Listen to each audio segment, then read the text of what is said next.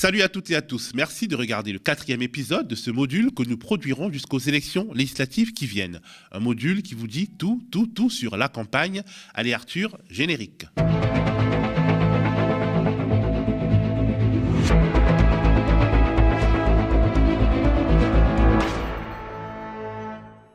Aujourd'hui, nous parlerons de la drôle de stratégie de l'actuelle majorité qui semble vouloir tuer la campagne électorale en faisant comme si elle n'existait pas, mais qui ne sort de son mutisme que pour taper sur Jean-Luc Mélenchon et la NUPES de manière assez extravagante. Nous évoquerons la crise politique d'ampleur qui guette la France au regard des équilibres politiques qui se construisent et de la posture de raideur d'Emmanuel Macron. Il sera aussi question de Manuel Valls.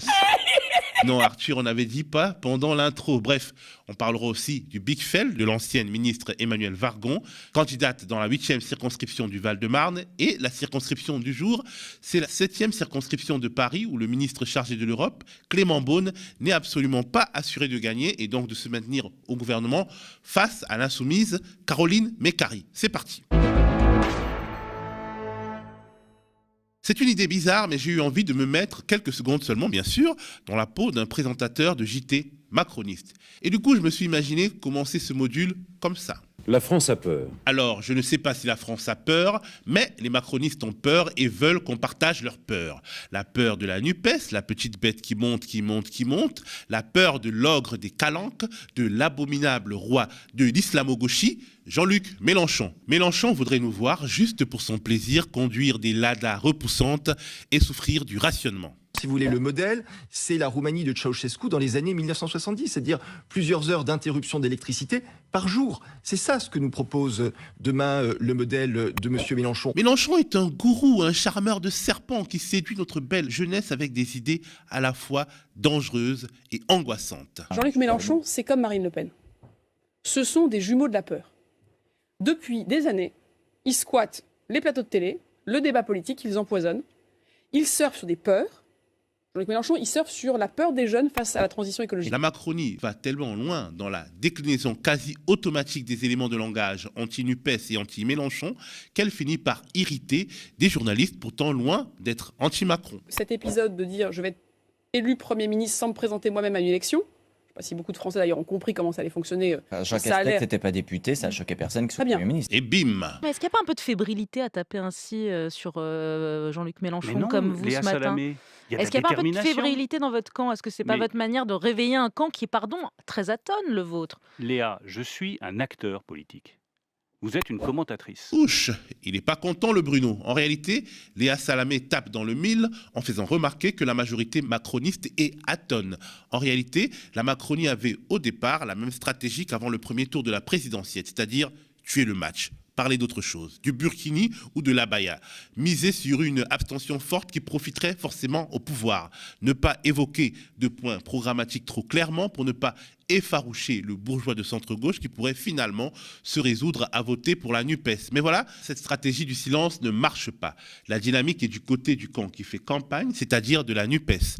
Prise de panique, la Macronie attaque au marteau-piqueur et donne l'impression d'en faire trop.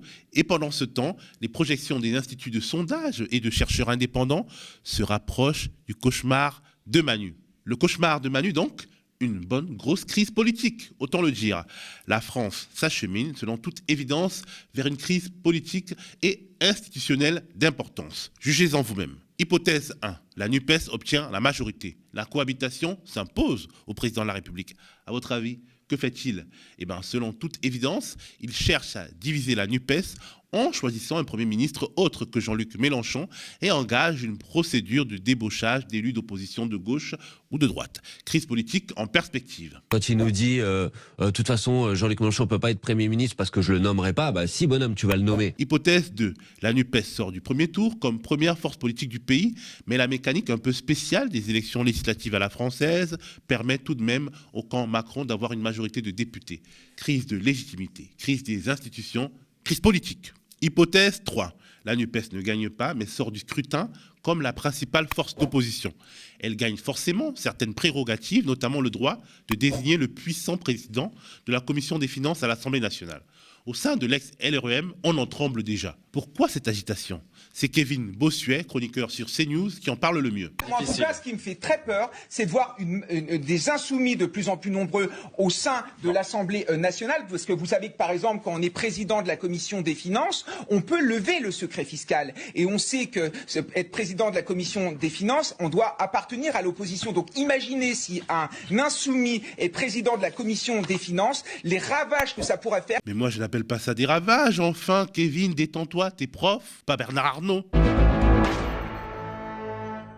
On en a déjà parlé dans ce module. Le refus du ministère de l'Intérieur à la mi-mai d'admettre la NUPES comme nuance politique. Je vous rediffuse l'explicitation de l'enjeu par BFM TV à l'époque. Mais pour la gauche, en revanche, il ne sera pas fait mention de la NUP, vous savez, la nouvelle union... Alors NUP ou NUPES? Alors NUPES, la nouvelle union populaire, écologique et sociale. Là, pour le coup, non.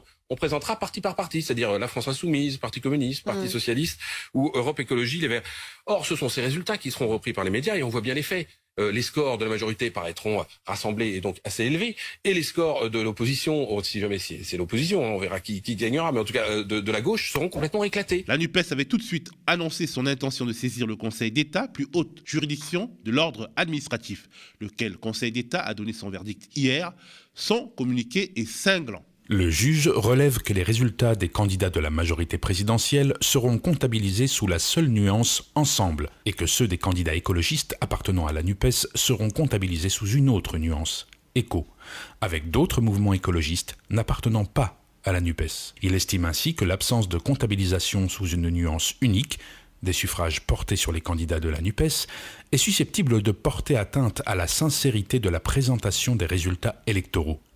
Pour ces raisons, le juge des référés du Conseil d'État enjoint au ministre de l'Intérieur d'inscrire avant le 10 juin 2022 la NUPES dans la grille des nuances pour les candidats aux élections législatives. Ils ont bien dit porter atteinte à la sincérité de la présentation des résultats électoraux. Moi, j'entends volonté de tripatouillage et magouille. Pour en revenir à la crise politique qui vient, cette présentation vise à se donner une chance de faire son marché à la NUPES et en dehors de la NUPES pour se construire une majorité façon maison en Lego au lendemain du second tour des législatives. Sinon, à quoi tout cela a-t-il bien pu servir ?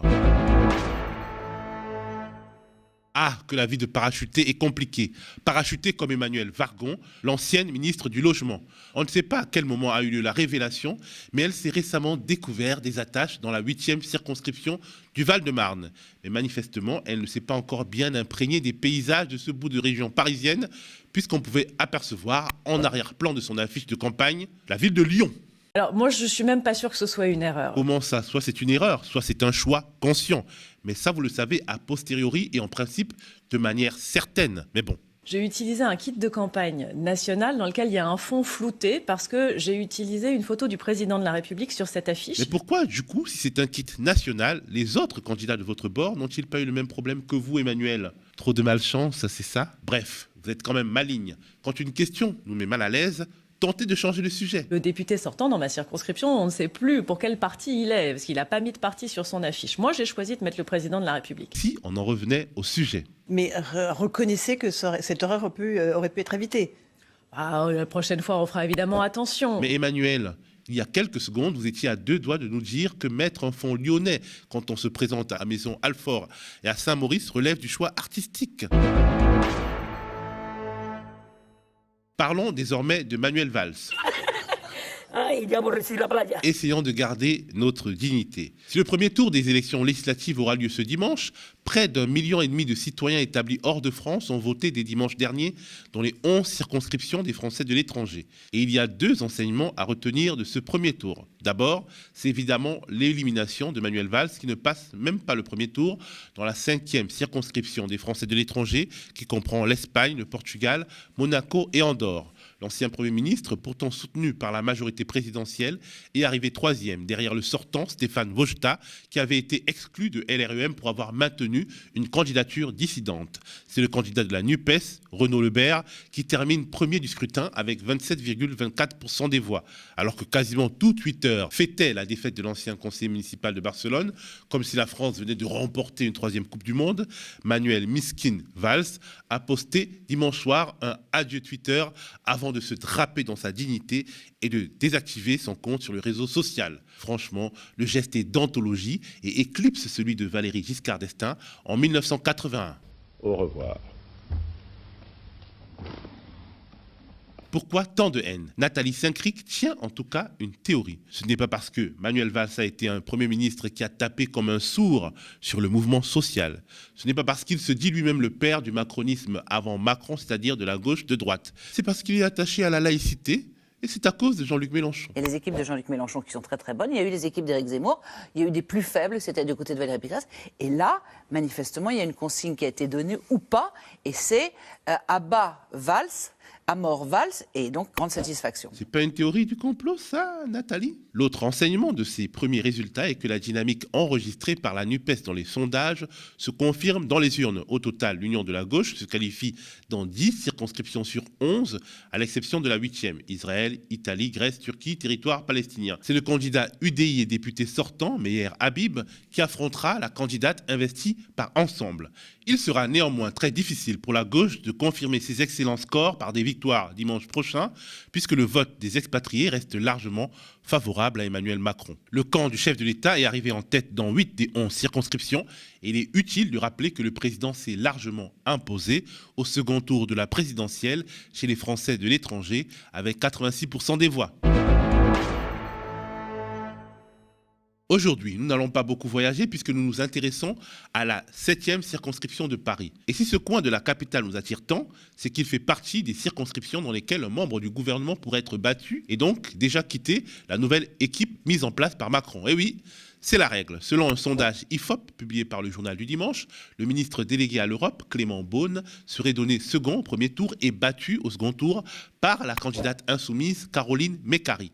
La tâche ne s'annonce pas évidente pour Clément Beaune, d'autant plus que cette circonscription a longtemps été tenue par la gauche. En 2007, c'est la socialiste Danielle Hoffmann-Rispal qui l'avait largement emporté au second tour avec 70% des voix. En 2012, c'est Cécile Duflot qui s'était imposée avec 72% des suffrages.